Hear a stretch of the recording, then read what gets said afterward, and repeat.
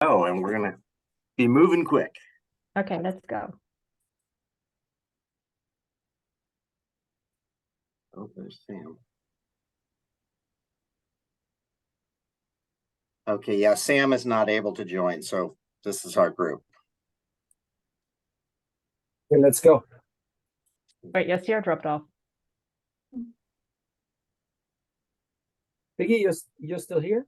I thought you were in Germany already. I'm in Germany. It's midnight. Oh my That's gosh. that is the commitment. Yeah, you like that? Like I pressed leave Okay, let's meeting go. instead of got it. Let's go. do it. All right, I'd like to call the meeting to order at 3:03 p.m. We'll start with the Pledge of Allegiance and the Goethe International School Pledge. Please stand, place your right hand over your heart. Ready, begin. I pledge allegiance to the flag of the United States of America and to the republic for which it stands, one nation, under God, indivisible, with liberty and justice for all. As a citizen of the world, I will follow Goethe's circle of learning. Curiosity opens my mind, ideas lead to knowledge, responsible choices show respect, cooperation strengthens others, learners are courageous, empathy creates community. Als ein Bürger dieser Welt folge ich dem Kreis des Lernens, neugierig, ideenreich, respektvoll, kooperativ, mutig, empathisch. All right, thank you. Roll call. Frank? I'm here. Sam, I think it's going to be a few minutes late. Sam is not able to send an email, so it's going to be our 3 for quorum. Perfect. Katrin? Present. And I'm here as well. I would like to I'd like to make a motion to amend the agenda just to make sure that we cover all our bases while we have quorum. So I would like to table under items for discussion, item A, VA for our next board meeting, and move items VC and VB and VK to the end of the discussion section. Do I have a second? I second. This is Katrin. All right, all in favor? Frank? Yes. Katrin? Yes. And it's yes for me as well. Public comment, Casey. Yeah, thank you, Chris. The public may comment on any item that is on the agenda or any other item that is in the board's jurisdiction. Members of the public who wish to comment during the board meeting may use the raise hand tool on the Zoom platform or raise their hand if attending in person. Individual comments will be limited to 3 minutes, and the total time for this purpose shall not exceed 30 minutes per meeting. If an interpreter is needed for comments, they will be translated to English, and the time limit shall be 6 minutes. Individuals may speak 1 time per subject. The Board of Trustees reserves the right to mute or remove a member of the public if comments or actions disrupt the board meeting. Board members are prohibited from responding to or commenting on matters raised by the public that are not on the agenda. Thank you, Casey. It looks like we have no public comment at this time. All right, moving on. I'd like to make a motion to approve the regular board meeting minutes of June 12th, 2023. Do I have it's called a vote. Frank? Yes. Katrin? Yes. And that's a yes for me. I'd like to make a motion to approve the special board meeting minutes of June 20th, 2023. Frank? Yes. Katrin? Yes. Moving on to items for discussion.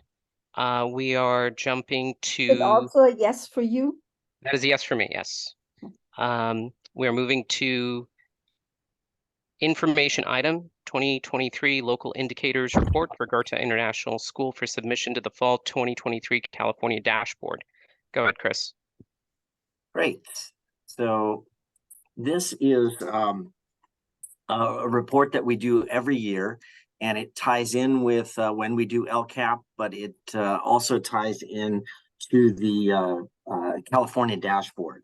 So the state requires this, and basically it's self-reflection tools that we look at a number of things. And so things we look at are credentials, state standards, are we meeting state standards in what we're presenting and how our students are doing, how are we doing on family engagement, how about school climate, and also that we're giving a broad course of study. So all of those things are listed into this, which is I believe a 19-page document. And this will be uploaded to the state in August. I'm going to make a note of that for Casey and Biggie.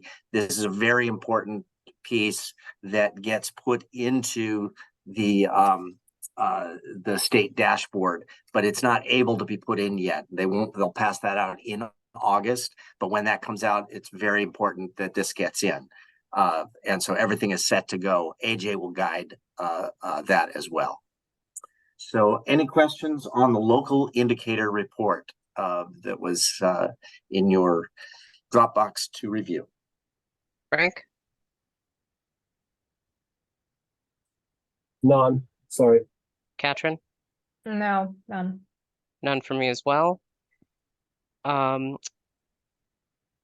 Chris, anything else to add for this discussion, or we can move into the accountability plan? Nope, I think that's basically it. I just wanted to make sure that you guys had seen this document, and it is for it's information only. It's not anything you need to approve. All right, then moving on to the public hearing for the local control and accountability plan. Go ahead, Chris. Okay. This is kind of the heart of our meeting between this and the budget itself. So so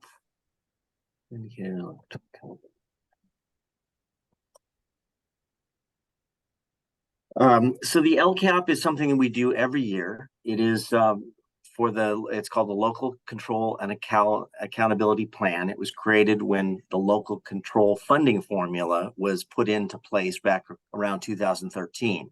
And it's a system by which schools are expected to create some goals and actions that reflect how they're going to support students, and in particular, specific students. And so I'll talk that through as we're going through this a bit more. We worked with our parent advisory committee and our English language advisory committee, as well as our SELPA, who all gave input into this plan. We worked closely with A+ Charter Consulting, and that is Anjanette, AJ, who has been a great guide in making sure that everything we do on this is done properly, and that will be approved and will be auditable. We analyzed, all those groups analyzed our assessment data, and we looked at surveys, and we looked at the California dashboard itself. And from that, we create goals and actions. So this is a 58-page document. Obviously, we won't be going through each page in 58 pages, but it starts with the budget overview for parents. So it begins with an explanation for parents of how funding works and how we put how much money is put into specified purposes for our students who are either English learners, or they are low socioeconomic or socioeconomically disadvantaged students, or foster youth. And those, you tally up all those, and you get an unduplicated count of pupils, and that percentage is how they figure out how much money is provided in this. So we looked at one of the pieces that it gives kind of general information. We look at the you can see this is the California dashboard and all the information that's there. So that's a piece that we have, and we analyze that and look into it. We look at what are our specific areas of needs. And the one thing that I really want to draw attention to is that we have this year qualified for something called Additional Targeted Support and Improvement, or ATSI. So you'll see that throughout ATSI. And what made us qualify for that was an area of chronic absenteeism, and particularly with our Black African American students. Which the chronic absenteeism was at a 23.9% rate. Now, our overall rate for the school is only 8.6%. So this was a big difference for us. Now, statewide, that overall number is 30%. So we're doing far better than the state is in terms of chronic absenteeism. However, this is a real issue, and it's something we need to address. And it's not just in our African American population. Our Hispanic population has chronic absenteeism at 16.5%, our low socioeconomic at 15.7%, and our English learners at 13.5%. So just to get an idea, this is something we need to be thinking about, and not just thinking about, but doing something about. And so that is woven throughout this LCAP. So how does it, how does it look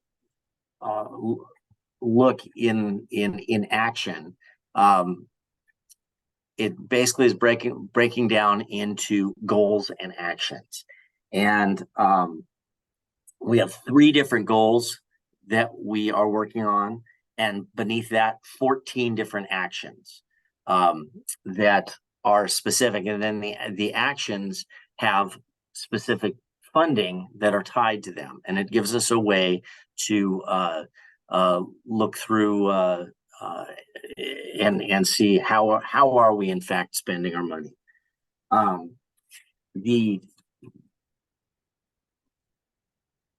That was goal 1 that we're looking at, and you can see now the actions for goal 1 will be coming up on, and then we'll look at analyze that particular goal, then get to goal 2, and be looking at what are the metrics that we're going to be measuring that by, and then what are the actions we'll take.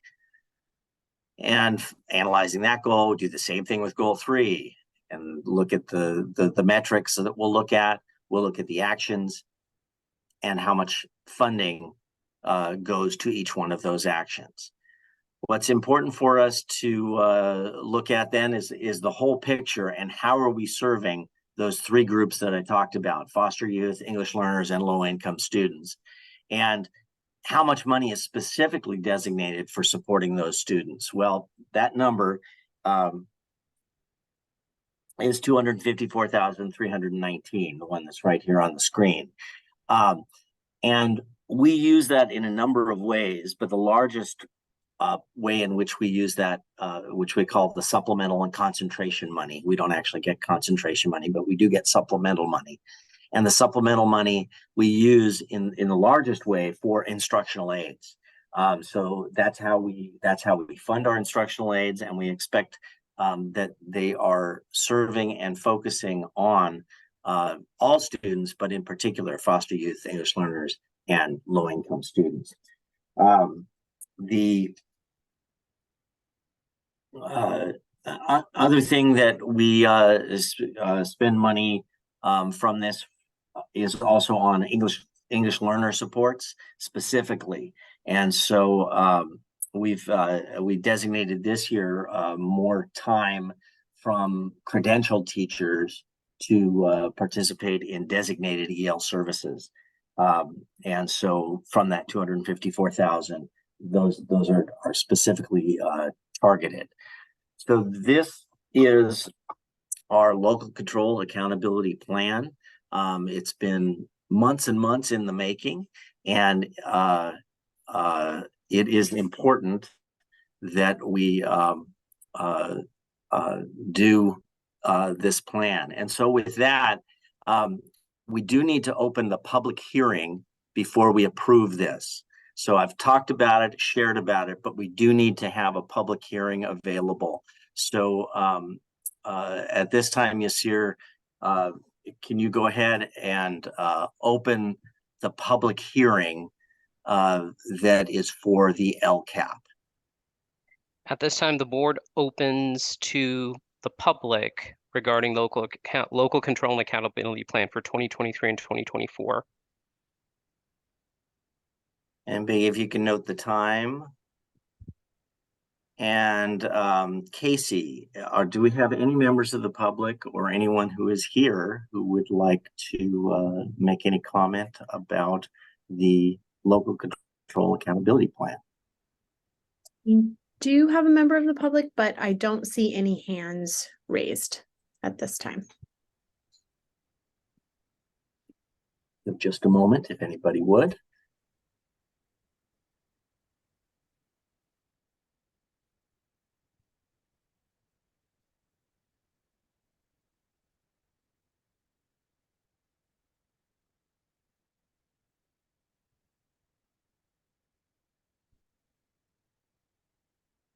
So Casey, hearing none.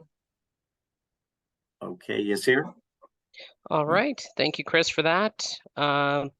Moving on, I'd like to make a motion to approve and adopt the 2023-2024 Local Control and Accountability Plan as presented. Is there a second? I second.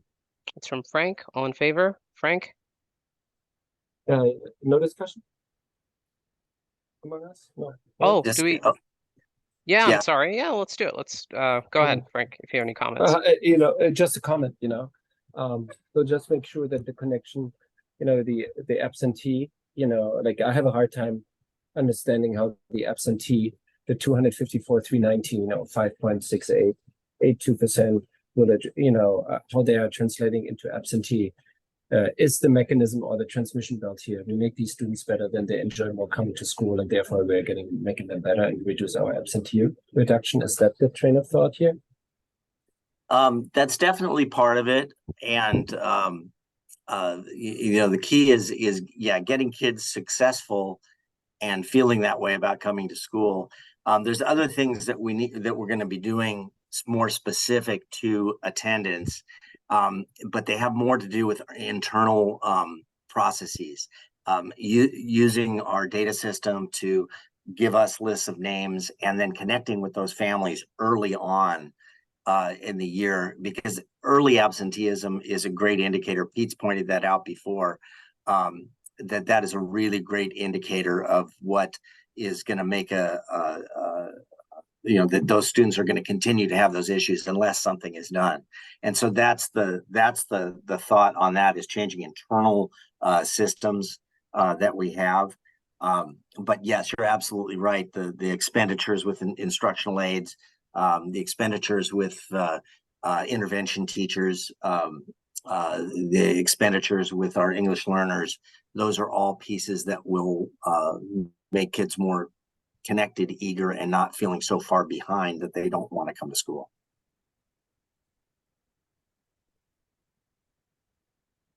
Anything else, Frank? Katrin, questions, comments? No immediate questions or comments, just that this is a positive initiative, of course, and hopefully it'll yield good results for us. All right, then no questions, comments from me. Moving on to the ratification. All in favor to approve? Frank? Yes. Katrin? Yes. That is a yes for me. All right, the budget. And I'd like to- ahead. can I double check? Biggie, did you get the end time for the public hearing? Yes, I did. It was only 2 minutes because there was no comment. Perfect. I just want to be sure that that's in the notes.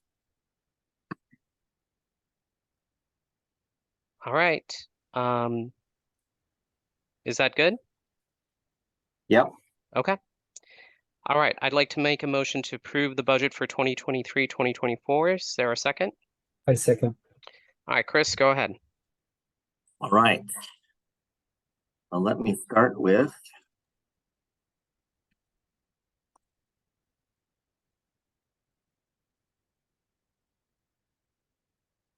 okay. All right. So an update from what you have seen, and I'll point out changes or differences from where we were at in May. We also had an update in June. Where we stand now is or the same as where we were at when we spoke last in June, which is that Sacramento is still arguing about budget. They have passed a air quotes budget, but it's just a placeholder budget. It is not finalized, and they are not going to be finalized until July. I mean, hopefully in July. It might even be as long as August. So we have no new information. The only things that possibly are being talked about up in Sacramento right now is that we might actually get a little bit more money in that arts and music instructional materials grant that they were taking money away from. They might not take quite as much money away from that. So, but that's all conjecture. It's still up in the air. So we're moving forward because that's what we have to do with the budget as it is. A budget is a living document and can change. And so when we get to August or September or whenever we know more details, we can provide those details and make adjustments at that point. So since presenting in June, we have really made we've made no changes money-wise put in there, and but we will make those updates as appropriate. So looking back, nothing changed here in terms of our goals for the budget, and the different things that we want to achieve this year with our budget, and growing enrollment, investing in exploratory and language for the MYP, expanding our classified support staff, continue special programs for the PYP, investing in professional development, providing instructional support, and expanding the Learning Opportunities Program. All of those are baked in this budget. Nothing changed here, which was our COLA is at 8.2, and that we are expecting reductions of one-time funding. It's still not clear exactly how much those reductions will be.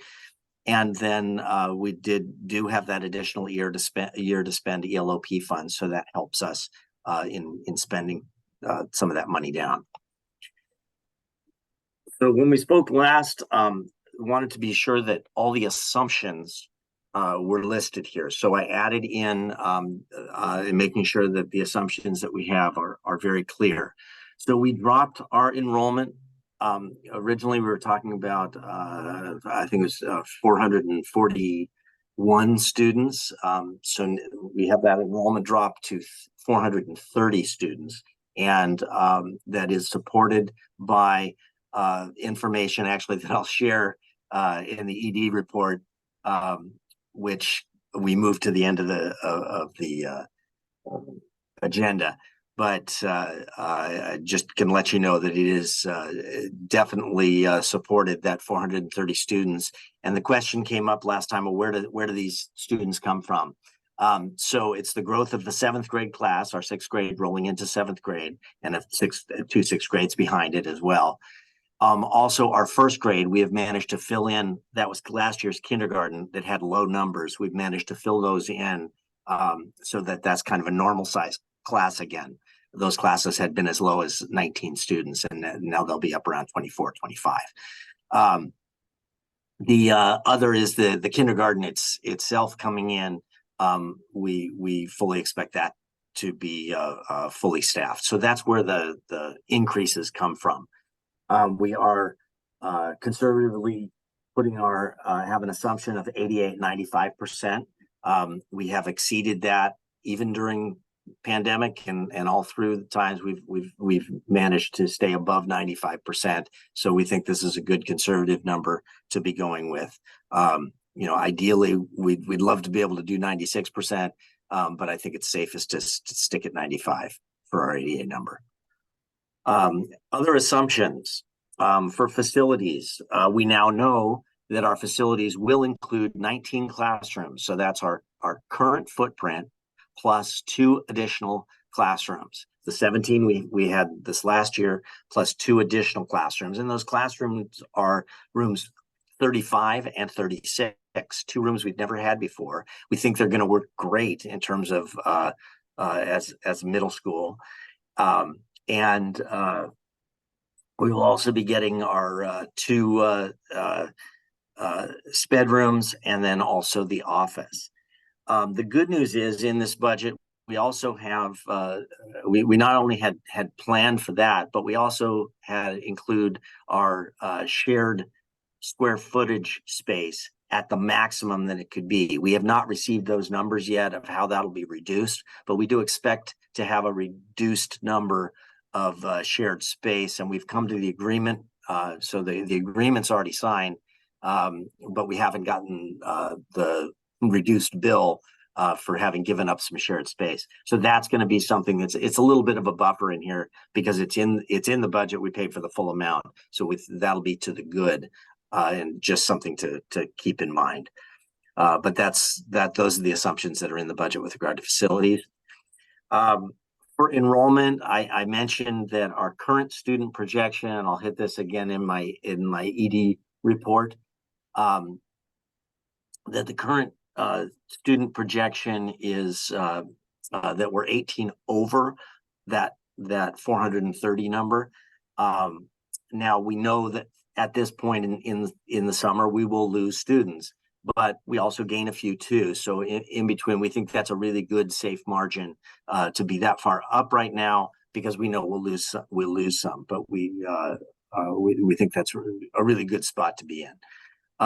And we haven't had any kind of last minute or after school got out, a bunch of people called saying, oh, we're not moving, or we're not coming, or we haven't received anything like that. So that's good news. And we do have wait lists in TK, A, second, third, fourth. Those wait lists do inclusive have siblings in them as well.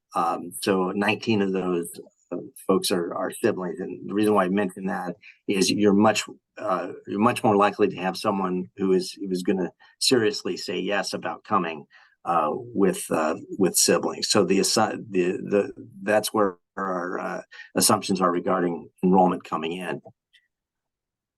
Another request from our last meeting was let's take a look back and see how things have gone. So we looked at a couple of different areas. The first I'd like to talk about for a moment is enrollment, projected enrollment, and that was projected enrollment as of June. So it was in the June budget time, and comparing that to what the actual enrollment was for that year, and then doing that over across the 4 years.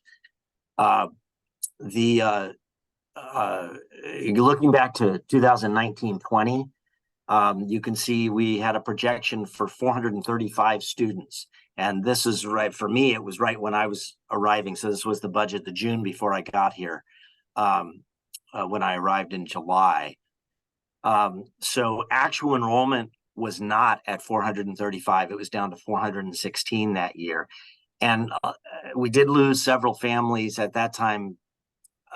Some moved and all that kind of thing, but we definitely lost some families who were uncertain because things were there were a lot of difficulties in the previous year, and there was uncertainty with the board, there was uncertainty with the executive director position, there was uncertainty about lots of things, and so that did have a trickle of loss, but it did not turn into a flood of loss, which is good.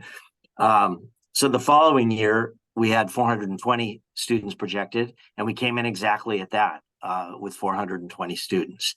So enrollment was right on target there. But you need to keep in mind in 2020-21, that's when COVID hit in March. And we didn't lose any students because we were able to serve them wherever they were. So we had students who were all over the place, including internationally. And we were able to keep them and serve them legally on our books.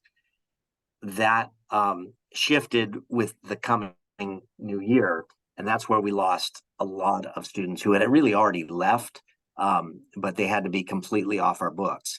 So 424 was our enrollment projection, and we ended up with 380. So that was the really, really bad year. And we've been building back since then. You can look at the past year, 2022-23.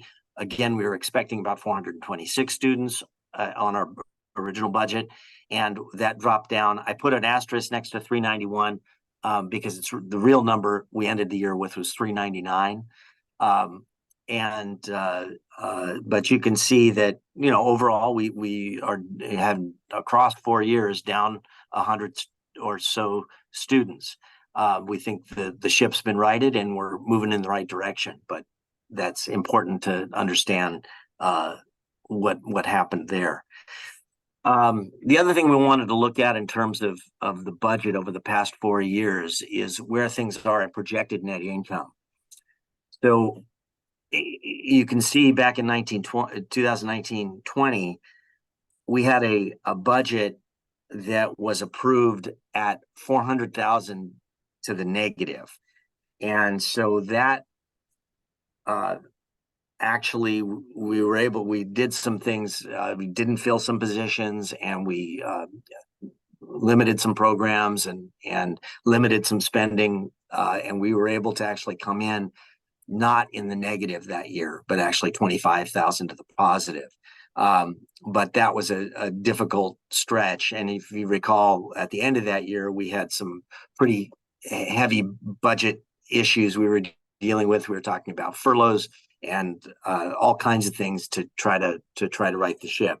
We were able to get things going in the following year. We projected a net income of 130,000, and we actually came in with net income of 335,000. So that was in a positive direction. The following year, we were expecting 48,000. We actually, unfortunately, went to the negative 158,000 that year. But I'll remind you that the big expense that's in there was the overallocation penalties, over 324,000 plus another 100,000, 150,000 that were all put into the budget in those years. So that was a negative year, but we were paying for kind of past sins all the way back to 2016 with the overallocation penalties. So all of those are in the books. And as we move into the most recent year, the current year we're in, 22-23, we were expecting a $26,000 to the positive, and that looking like it's going to be far beyond that. Right now we're at 371,000. We think that'll actually be larger by the year-end close. So just looking at the totals there, our net income, what was projected, was actually a negative 200,000 if you took all 4 years together, and we've ended up over $500,000 to the good on net income. And I just threw on cash balance at the bottom as a comparison, because they're not tied directly, because this is everything we've put in and said that we're putting that into our budget and when we actually spend it. So for instance, like the 324,000 that we took out for overallocation penalties, that we didn't pay that all at once. We had a payment schedule that we're still on with that. So it's left us in a number of ways in some good cash position, but you can see cash has gotten much better over the last years, from 1.18 back, 1.1 million to now 2.8 million is the projection for the coming year. So quite a number of things to look at and think about with regard to the last 4 budget years, but wanted to share that in light of the overall budget. So what is in this budget? These are the same things that we had in there. So, but you can see, campus intervention teacher, instructional aides, safety aides, monitor, safety monitor, BIIs, the MYP exploratory, ELOP, which is, big expenses in the after-school programs and after-school sports. PYP specialists are still in there, and language, Spanish and German for MYP, and PYP acquisition support. So all those are part of this budget. For staff, there's PD that's built into this. Our benefits remain at $750 a month. If you recall, that was an increase from last year. We added the STRS and PERS increases to support our staff. Step and column increase, the 2.8%. And on top of that, the 5% increase that we did for teacher and classified salaries. And we also did an increase in our daily rate for substitutes. So lots of different pieces to recognize the work that our staff does, and try to bring our salary scale, kind of closer to some of the, well, definitely to the surrounding charter schools as well as surrounding districts. Finally, what was included here for facilities, I mentioned that the pro rata share for the 19 classrooms and that Prop 39 alt agreement, and that we also have an over allocation penalty included as a line item. That was Frank's request, that we play it safe and have some money set aside for that, and so we've done that as well. We included the administration pieces to support and make sure that we have support for Casey and Biggie. So finally, last slide, the budget shows a positive net income of $9K, and it meets our budget goals. There are conservative estimates throughout this budget, and that'll provide a margin for error for uncertainties. The current year budget shows 371 positive net income. We think that's actually going to be larger. So that puts us in a good place to get started next year. And then the out years show a positive net income based on reasonable enrollment growth. So the out years of enrollment growth are based on specific classrooms as we add a TK or we add an 8th grade section. That's what's built in. And it does so without reliance on one-time funds. So ELOP, for instance, is in this year's budget, but we did not put the income into the future year's budget. We wanted to see that we could keep these programs going even without specific ELOP money, even though it's designated as ongoing money. So we're just playing it as safe as possible, and we're still showing 9,000 to the good. And so I think that's a great place to be. So I am wholeheartedly recommending approval of this budget for next year. And with that, I'll open it up to questions. Yes, sir. First of all, I love this new format. I think it's at a high level. I think it's really, really good while we still have the spreadsheet to compare. And I also like, if you can go back to the first slide regarding the projections versus the actual. Yeah. Just for a moment, because I thought I had a question there. This one? Yes, thank you. This again looks really good. So if you can kind of go back to the overall, the major changes in this budget, the slide that covers that.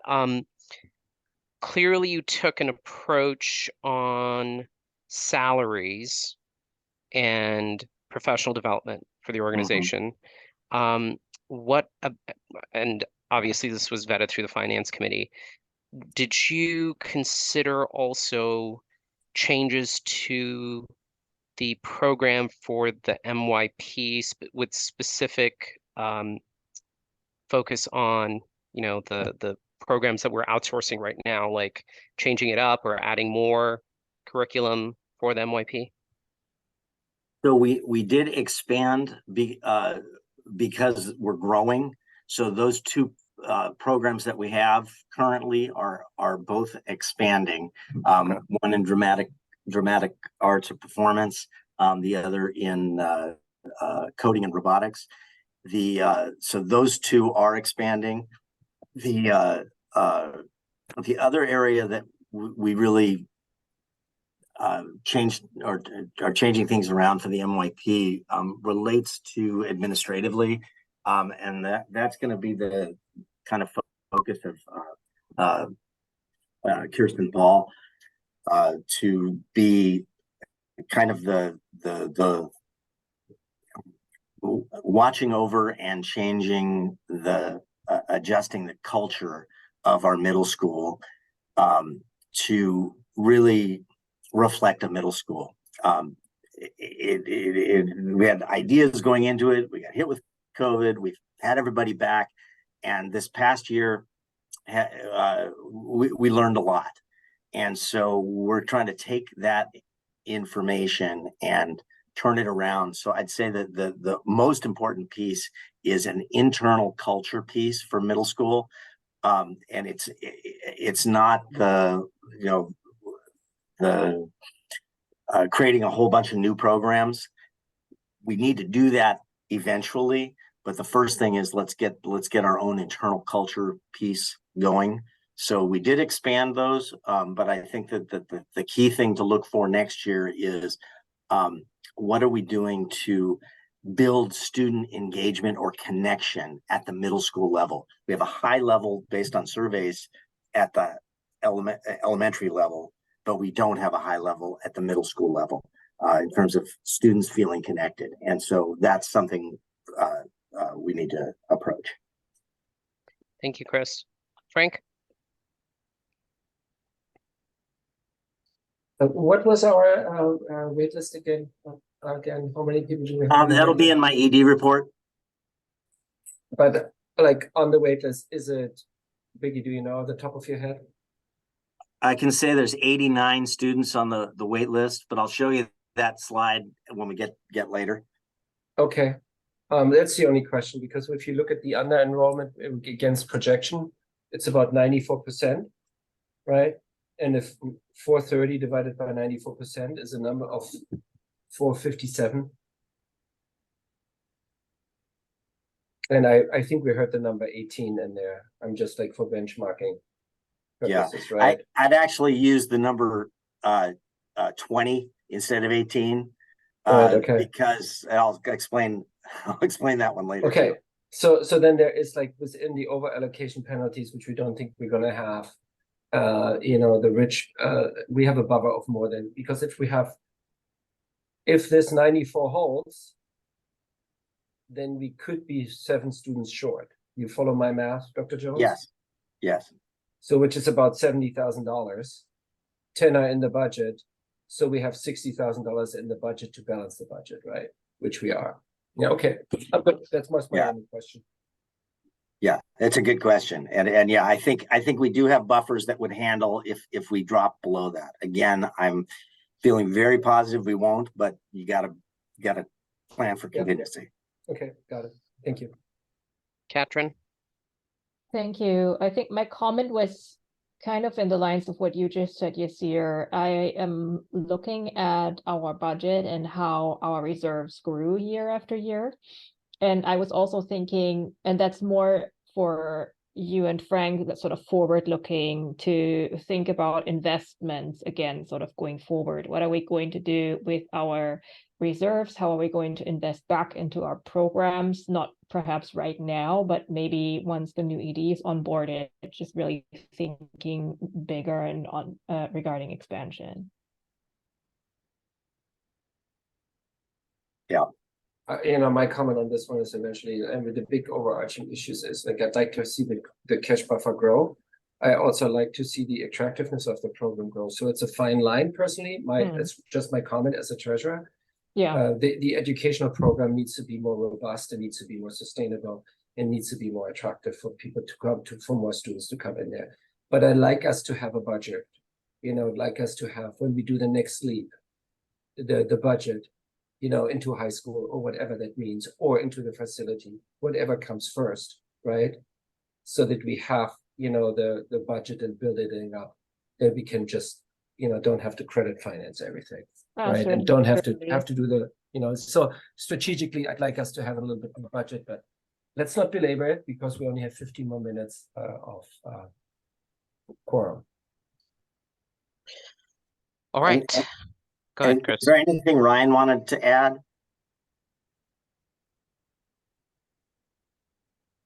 No, I think you summarized all points in detail. So no, nothing additional to add for me. Great. All right, then I'm moving on to the vote. All in favor to approve the 2023-2024 budget? Frank? Yes. Katrin? Yes. Yes for me. I'd like to make a motion to approve the 2023-2024 education protection account spending plan. Do I have a second? I second. All right, go ahead, Chris. This is a really quick one, which is it's a requirement that we show specifically how we will be using this educational protection account. It's a set aside amount of money, and it's about $900,000 or some amount. Yeah, 946,558, and we'll be using that for teacher salaries and benefits. We post this on our website, and it's something we do every year. So I suggest recommend approval. All right. Questions, comments, Frank? None. Katrin? No, none. All right. All in favor, Frank? Yes. Katrin? Yes. Yes, for me as well. I'd like to make a motion to approve the 2023-2024 updated expanded learning opportunities plan. Is there a second? I second. This is Katrin. Yeah, from I was Katrin. going to say perfect. You Proper took for too parent- long, Frank. I'm Parent, kidding. no, parent representative. Perfect. Go ahead, Chris. So this should just be a kind of a matter of course, I think, is this time of year, we should update this plan if there's any changes that need to be made. This is ongoing funding, but we're not treating it as ongoing funding because you never know. So we're not showing the income in this in the out years. But the only change we made in this is really about summer school next year. We found that summer school this year, we've not had great attendance or actually enrollment. A lot of kids that we invited, we couldn't get to come. And we feel that this has to do with they need full day daycare. And so other options worked better for families. So we're looking at next year making a shift to offering through like we do with the winter camp and the spring camp, is offering a summer school camp where we'll do some pullout, but that's the only big change on the ELOP. We're full bore on sports. We're doing well with SEL activities, the aftercare. Prolific Kids has been a great partner, as well as the ARC, which is the partner for the camps that we've done. So with that shift in summer school, I'd like to reapprove this plan, and you guys approved this back in October. So that's the only little minor change. All right. All in favor, Frank? No discussion. Yeah, I can I don't ask a know. question? Did Sure. I miss it? I'm sorry. I'm I all don't- off. I don't have Speed clock. I Go don't ahead, have- Frank. I don't have a comment or any item for discussion. Okay, Katrin, go ahead. I do have a question about the expanded summer school program, Chris. Is it still only sort of by invitation for students who need to catch up academically, or would you, with the attached after summer school through ARC, would you open that to any students or families who are interested? Our thinking is doing the latter, which is opening it up to everyone, and then we would kind of pull out students, and we'd provide support from our teachers, but it would be more pulling out from their program. Or if someone only wants to do that, we could have them come and sign into the office and that kind of thing. But the answer is yes, that's the plan. Thank you, because I do know of families who would have liked to send their kids to summer school, but they were not deemed sort of behind enough to qualify for summer school. So that that will be the plan for June of next year. Okay, thanks. All right. I don't have any comments. Moving on to the ratification. All in favor, Frank? Yes. Katrin? Yes. It's a yes for me. I'd like to make a motion to approve the 2023-24 updated universal pre-K plan. Is there a second? I second. Go ahead, Chris. Similar to the other, this should be an annual thing that we look at. We passed the UPK plan back in the fall, and the only adjustments we made on this were we'll pull it up real quick. we're just basically on enrollment and what our projections were for enrollment of when we were adding a class. So you can see that here that our class size, we're keeping it at 20. Initially, we had talked about 24. And so we're keeping it at 20, which allows us to do the 1-to-10 ratio. And it also, then when we double that in 2025-26, that we have the, that's when we'll add a TK class. So all of this matches with what's in our budget and the projections that are there. So we wanted to make those changes in these pages here. So those are that's the only change that we put into this. Frank, No questions. Katrin. None either. All right, all in favor? Frank, Yes. Katrin, Yes. and it's a yes for me. Moving on to approval of Biggie as signatory for Goethe International Charter School during interim period until ED position is filled. Is there a second? Frank. I That's second. from Frank. Go ahead, Chris.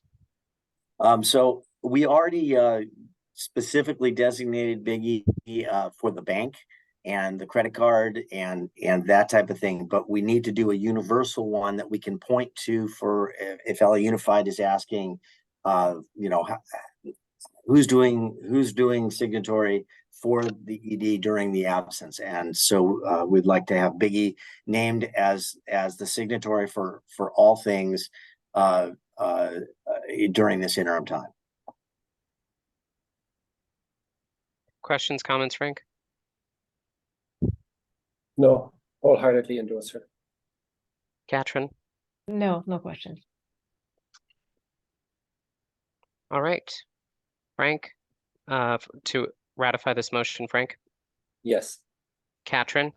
Yes. That is a yes for me. And we have 6 minutes left. So Chris, your ED report. I'll move quick. All right. So just quickly on update for the next year, we're basing it on 430 students, and our enrollment right now is at 448. But I'm going to point something out on that. And so we have 89 students on the wait list, but that includes 17 siblings. So we think that'll drop right around to where the budget is. So you can see the overall numbers that we're looking at down here under total at the very bottom and total at the top. It shows 448 students, but here at TK, notice we only have 18 listed there. It's not because we only have 18 students. We are awaiting. We have 2 spaces left, and we actually have 4 siblings on the wait list. So they're going to be the ones, we know that that'll fill up to 20. So 450 is probably a better number than 448 of where we stand right now. And in fact, there's also, we gained one other 7th grade student. So actually maybe 451 is where we stand right now. So just in terms of the budget that was just approved, this is sort of the background information that makes us feel confident that we're in a good spot. The other thing I'll update you on is Prop 39 facilities. We did tour rooms 35 and 36, and we have plans underway for internet and rekeying of those rooms. The new furniture is already set to arrive, and it is middle school size, so that's good. We're not going to put the middle school students in little tiny desks. Exploring new storage options.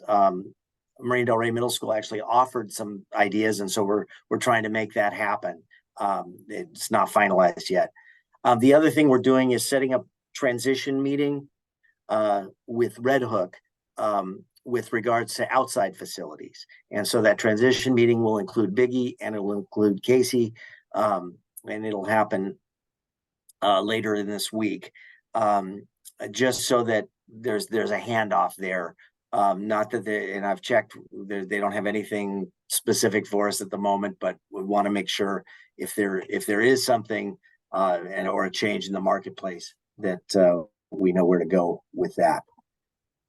And then finally, just a couple things regarding the future in time when I won't be here. I think it's really important that we focus next year on nurturing internal capacity for staff, so the professional development piece, and keeping that calmness, which that's something I strove for, is calmness on the campus and with the parents, and that it would just settle and we'll figure it out, and we have. So I think that's important to keep going, to keep working on that MYP identity, developing new traditions, and make sure students know exactly what's expected of them, and then refine that curriculum, which can include what Yasir was talking about, some expansions of exploratories, or maybe get to the point where we can do some kind of electives. So that's an important piece. Parent connectedness on campus, I think, should be a high priority next year. We mentioned earlier the focus on chronic absence. That is a real issue we need to address. And then get together a plan for writing of the charter renewal in the spring of 2024. So this coming spring is when that's going to happen, and we really need to be ready. So in the fall, get a plan together. I would say around October. That's the time when the California dashboard will come out, and that'll be kind of the impetus of where we're going to stand in terms of are we a high performing or a middle performing school. That's an important piece with regard to charter. So in the fall, I would hope that the board can really look at a plan so that next spring you're ready to go and doing charter renewal and ready to submit by July or August of next year. And with that, I think I do just want to say, I do have 1 minute left. I want to say thank you to the board, and I know we don't have our whole board here today, but thank you for putting up with me and helping us, kind of put things back on track. I feel that we really have, and I thank you for the opportunity that I've had here at Goethe, and I wish everybody the best of luck moving forward.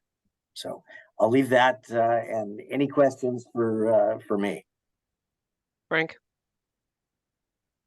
None, and I already thank you during your going away party at the parents' house. So thank you. Yeah. Thank you. Katrin? No questions, and thank you, Chris. It has been a joy working with you in my capacity on the board. Yeah, last ED report, succinct and very, very poignant as always. We are going to miss you dearly. I can't emphasize enough how much this school has appreciated your service and your commitment, not just from you, but from your entire family. So we welcome you into retirement and hope you have a wonderful and relaxing time off. With that, I'd like to make a motion to adjourn the meeting. Do I have a second? I second. Was there anything else on the agenda? There was, but we're gonna lose quorum. We can push, the finances, we can push to August. Yeah, That's because we're gonna the only lose thing. Katrin in a minute. Well, or we should have Yeah, lost her. I So. have to go. Bye, guys. Sorry. Okay, bye-bye. All right. So then meeting is adjourned at 4:01 p.m.